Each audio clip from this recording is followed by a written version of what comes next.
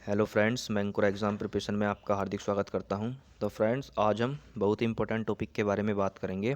Topic का नाम है अर्थशास्त्र मीन्स इकोनॉमिक्स के बारे में पढ़ेंगे हम। कुछ इंपॉर्टेंट टॉपिक 10-11 टॉपिक के बारे में पढ़ेंगे हम, जो काफ़ी इम्पोर्टेंट है सभी एग्ज़ाम के लिए, चाहे एग्ज़ाम सेंटर लेवल का हो या स्टेट लेवल का। तो चलिए फ्रेंड्स, एक एक करके सभी टॉपिक को कवर करेंगे हम। तो सबसे पहला टॉपिक है बिटकॉइन। बिटकॉइन क्या है?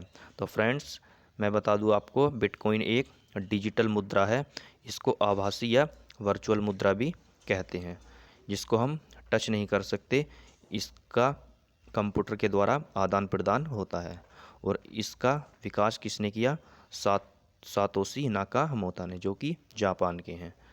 इस पर किसी का भी रेगुलेशन नहीं है। इस मुद्रा पर किसी का भी रेगुलेशन नहीं है।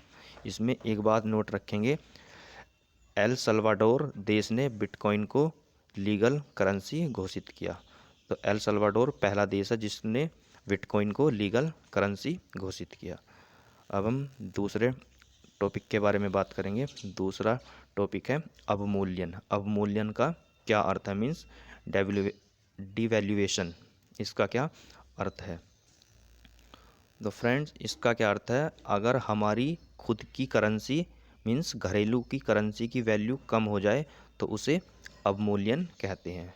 मीन्स जैसे $1 की कीमत 70 रुपये है भारत में, अवमूल्यन हुआ, फिर उसी $1 की कीमत कितनी हो गई? 80 रुपये। तो इसको क्या बोलेंगे हम? अवमूल्यन। तो फ्रेंड्स, अवमूल्यन से निर्यात सस्ते होते हैं और आयात महंगे होते हैं। इसका प्रभाव जो पड़ता है वो निर्यात को बढ़ावा मिलता है। इसके प्रभाव से निर्यात को बढ़ावा मिलता है। इसके बाद देखेंगे हम, भारत में अब तक कितने बार अवमूल्यन हुआ? तो फ्रेंड्स, भारत में अब तक 4 बार अवमूल्यन हुआ। वो कब कब हुआ? एक बार हुआ था 1949 में, एक बार हुआ 1966 में, एक बार हुआ 1991 में, और एक बार हुआ 1991 में। यानी कि 1991 में 2 बार हुआ। एक हुआ 1 जुलाई को और एक बार हुआ 3 जुलाई को। इसके बाद देखेंगे हम next topic, the Imperial Bank of India. तो friends, the Imperial Bank of India क्या है? तो फ्रेंड्स, सबसे पहले 1806 में बैंक ऑफ कलकत्ता की स्थापना हुई। 1804 में बैंक ऑफ बॉम्बे की स्थापना हुई। 1843 में बैंक ऑफ मद्रास की स्थापना हुई। इन तीनों बैंकों को मिलाकर इम्पीरियल बैंक बनाई गई। कब बनाई गई? 1921 में। और इम्पीरियल बैंक को 1 जुलाई 1955 में कन्वर्ट होकर भारतीय स्टेट बैंक बन गई, means state bank of India. अब हम स्टेट बैंक ऑफ इंडिया के बारे में पढ़ेंगे। इसका ध्येयवाक्य क्या है? तो फ्रेंड्स, भारतीय स्टेट बैंक का ध्येयवाक्य, आदर्श वाक्य क्या है? The banker to every Indian. और इसका हेडक्वार्टर की बात करें तो इसका हेडक्वार्टर कहाँ है? नरीमन पॉइंट, जो कि बम्बई में स्थित है।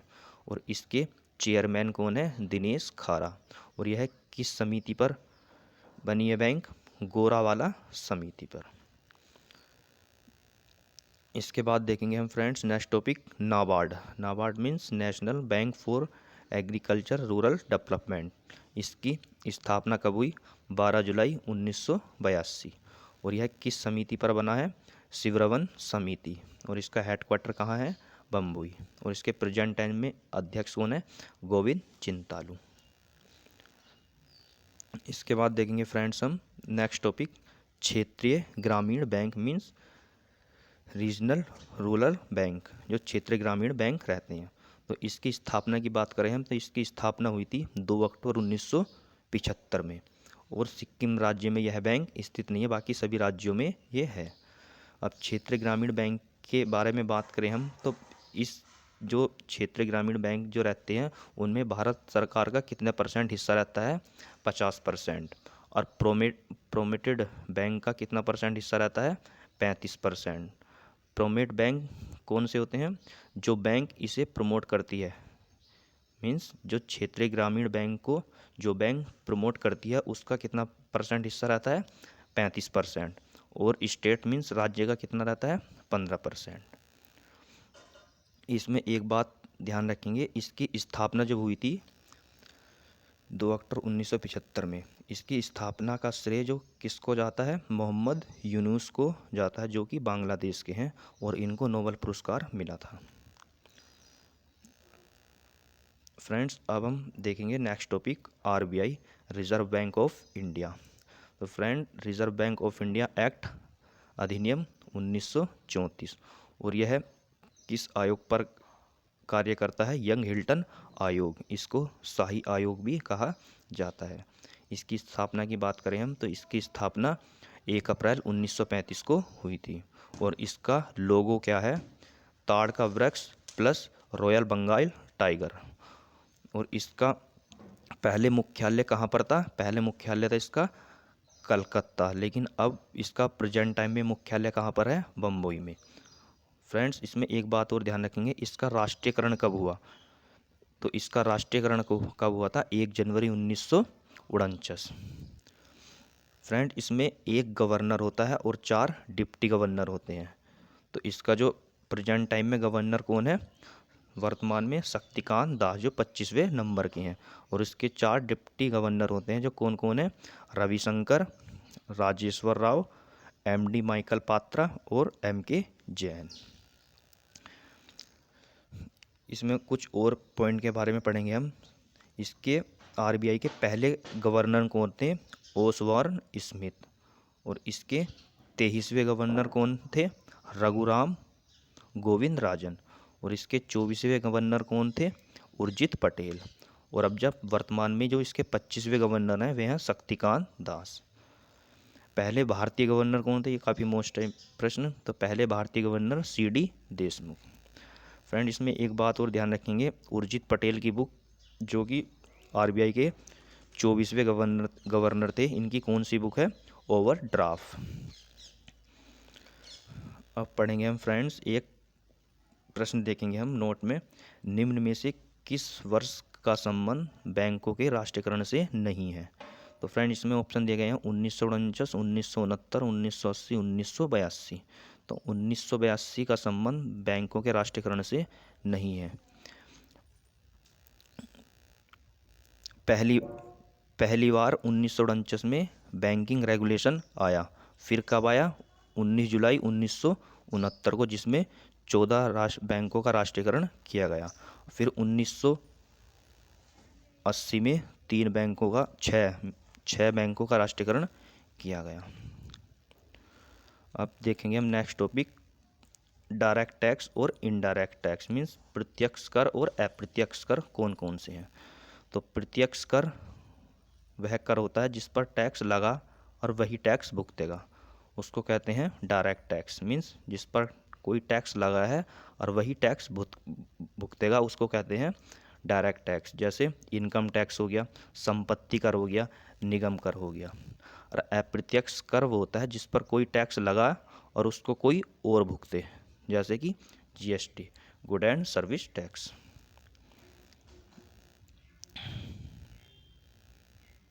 इसके बाद देखेंगे फ्रेंड्स हम make in India, next topic. तो मेक इन इंडिया क्या है, भारत को आत्मनिर्भर बनाने के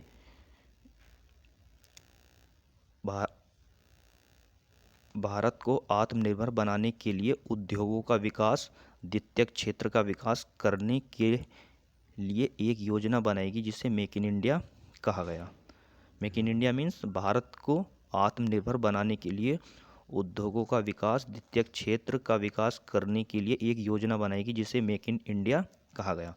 और इसकी शुरुआत कब हुई थी, 25 सितंबर 2014 को, और इस दिन हम पंडित दीनदयाल का जन्मदिन भी मनाते हैं, और इस दिन को हम अंत्योदय दिवस के रूप में भी मनाते हैं।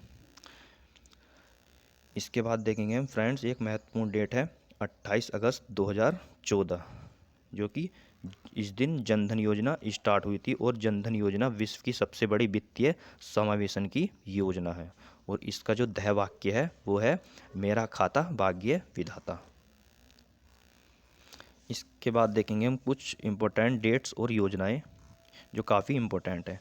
जैसे फ्रेंड्स, 1 मई 2016 उज्ज्वला योजना स्टार्ट हुई, कहाँ से हुई, बलिया उत्तर प्रदेश।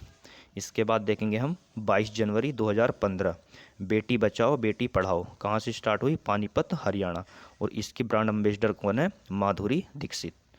इसके बाद देखेंगे हम 24 फरवरी 2019 पीएम किसान योजना, ये कहाँ से स्टार्ट हुई, गोरखपुर से। इसमें 6,000 रुपये प्रतिवर्ष दिए जाते हैं किसानों को, 2-2 हज़ार की 3 किस्त, और इस पीएम किसान योजना को किसान सम्मान निधि योजना के नाम से भी जाना जाता है, और कहाँ से स्टार्ट हुई, गोरखपुर से। इसके बाद देखेंगे हम 25 दिसंबर 2014 मिशन इंद्रधनुष टीका योजना। इसके बाद देखेंगे हम 19 फरवरी 2015 मृदा स्वास्थ्य कार्ड योजना, ये कहाँ से स्टार्ट हुई, सूरतगढ़ गंगानगर। इसके बाद देखेंगे हम 25 दिसंबर 2000 प्रधानमंत्री ग्राम सड़क योजना। इसके बाद देखेंगे हम 11 अक्टूबर 2014 सांसद आदर्श ग्राम योजना। इसके बाद देखेंगे हम नेक्स्ट टॉपिक नरेगा। नरेगा क्या है, एक एक्ट है, राष्ट्रीय ग्रामीण रोजगार गारंटी अधिनियम, means national rural employment guarantee act, और ये कब का अधिनियम है, 2005 का, और लागू कब हुआ, 2 फरवरी 2006। इसका बाद में नाम चेंज हो गया, नरेगा के स्थान पर क्या हुआ, मनरेगा, और ये कब हुआ, 2 अक्टूबर 2009 को। और फ्रेंड्स यह एक अकुशल नौकरी है जिसमें 100 दिन का रोजगार होता है एक साल में। इसके बाद देखें हम फ्रेंड्स वित्त आयोग, ये काफ़ी इम्पोर्टेंट टॉपिक है। वित्त आयोग का संबंध कौन संविधान के किस अनुच्छेद में है, 280, और इसके फर्स्ट अध्यक्ष कौन थे, केसी नियोगी, और इसके 14वें अध्यक्ष कौन थे, वाई.वी. रेड्डी, और इसके प्रेजेंट टाइम में जो 15वें अध्यक्ष हैं वे कौन है, एन.के. सिंह, और इसके अध्यक्ष 5 वर्ष के लिए बनते हैं। तो 15वें वित्त आयोग, इसमें एक बात नोट रखेंगे, 15वें वित्त आयोग ने केंद्र में राज्य के बंटवारे में कितने प्रतिशत हिस्सा रखा है, तो 15वें वित्त आयोग ने केंद्र से राज्य में बंटवारे कितने प्रतिशत रखा है, 41%। वित्त आयोग के अध्यक्ष की नियुक्ति कौन करता है, वित्त आयोग के अध्यक्ष की नियुक्ति कौन करता है, राष्ट्रपति। इसके बाद देखेंगे हम नेक्स्ट टॉपिक भारतीय सांख्यिकी संस्थान ISI, इसका हेडक्वार्टर कहाँ है, कलकत्ता, और इसकी स्थापना किसने की, PC महालनोबिस ने, और यह उद्योग पर बल दिया जाता है इसमें। और PC महालनोबिस कौन सी पंचवर्षीय योजना से संबंधित है, सेकंड। इसमें एक बात नोट रखेंगे, PC महालनोबिस का हैप्पी बर्थडे के दिन कौन सा दिवस मनाया जाता है, 29 जून, मीन्स विश्व सांख्यिकी दिवस।